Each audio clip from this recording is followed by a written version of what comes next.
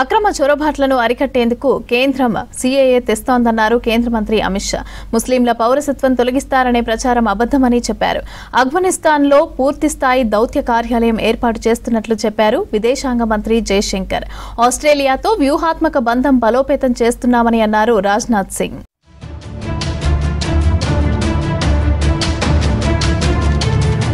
దేశంలో అక్రమ చొరబాట్లను ఎన్డీఏ సర్కారు సహించదన్నారు కేంద్ర మంత్రి అమిత్ షా.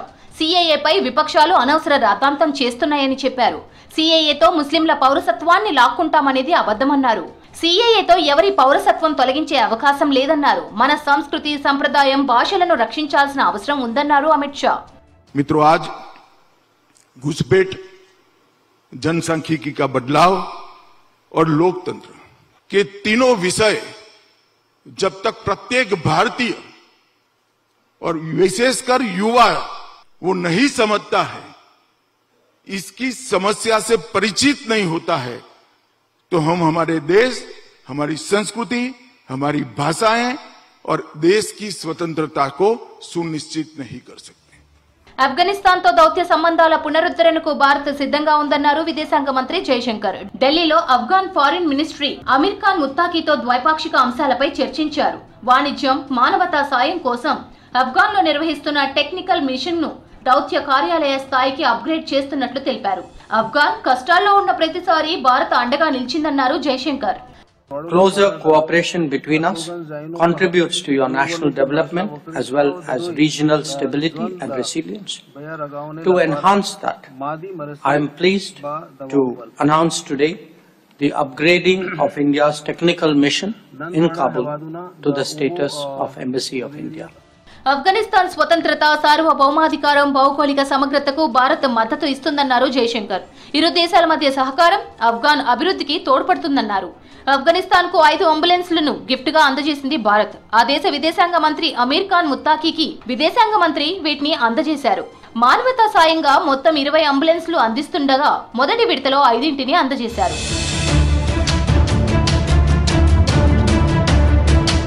ఆస్ట్రేలియాతో డిఫెన్స్ సహా అన్ని రంగాల్లో కోఆపరేషన్ కు భారత్ సిద్ధంగా ఉందన్నారు రక్షణ మంత్రి రాజ్నాథ్ సింగ్. 2 దేశాల మధ్య సమగ్ర వ్యూహాత్మక బంధం మరింత బలోపేతానికి కృషి చేస్తున్నట్లు చెప్పారు. ఇండో పసిఫిక్ రీజియన్ లో సవాళ్లను ఉమ్మడిగా ఎదుర్కొంటున్నట్లు తెలిపారు. సిడ్నీలో ప్రవాస భారతీయులను ఉద్దేశించి ప్రసంగించారు. ఆపరేషన్ సింధూర్ టైంలో సైన్యానికి ప్రభుత్వం పూర్తి స్వేచ్ఛ ఇచ్చిందన్నారు రాజ్నాథ్. आज भारत में बड़े बड़े शिप भी बना रहे हैं और साथ ही साथ छोटे छोटे चिप भी बना रहे हैं. और साथियों, आपको सुनकर प्रसन्नता हो कि एयरक्राफ्ट कैरियर हम अपने भारत देश में बना रहे हैं. आज हम मोर देन 24,000 करोड़ का एक्सपोर्ट कर रहे हैं और दुनिया की 100 कंट्रीज को एक्सपोर्ट कर रहे हैं. దేశంలో దళితులపై దాడులు పెరిగాయన్న ఏఐసీసీ చీఫ్ ఖర్గే వ్యాఖ్యలను ఖండించారు కేంద్ర మంత్రి అర్జున్ రామ్ మేఘ్వాల్. గత యూపీఏ ప్రభుత్వంతో పోల్చితే మోదీ హయాంలో దళిత గిరిజనుల తలసరి ఆదాయం డబుల్ అయిందని చెప్పారు. గణనీయమైన ఆర్థిక, సామాజిక, రాజకీయ పురోగతిని సాధించారన్నారు మేఘ్వాల్. देखिए, डेटा उनके पीरियड का भी लेके हम बैठ सकते हैं, डेटा की तुलना उनको करनी चाहिए. और मैं ये कह रहा हूं, मैं मल्लिका अर्जुन खड़गे जी को ये भी कहना चाहता हूं कि 2014 के बाद दलित समाज की पर कैपिटा इनकम भी बढ़ी है, लोगों की आर्थिक उन्नति भी हुई है, सामाजिक उन्नति भी हुई है, राजनीतिक क्षेत्र में भी उन्होंने अपनी पैठ बनाई है. उनको दिखता नहीं है क्या?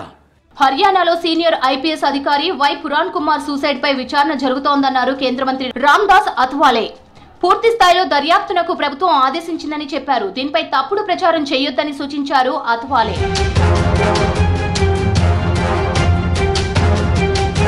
ఎన్డీఏ పాలనపై విపక్షాలు తప్పుడు ప్రచారం చేస్తున్నాయన్నారు బీజేపీ నేతలు. 11 ఏళ్ల మోదీ పాలనలో ఎలాంటి వివక్ష లేదన్నారు. అన్ని వర్గాల అభివృద్ధితోనే దేశ ప్రగతి సాధ్యమన్నారు కాషాయ లీడర్లు.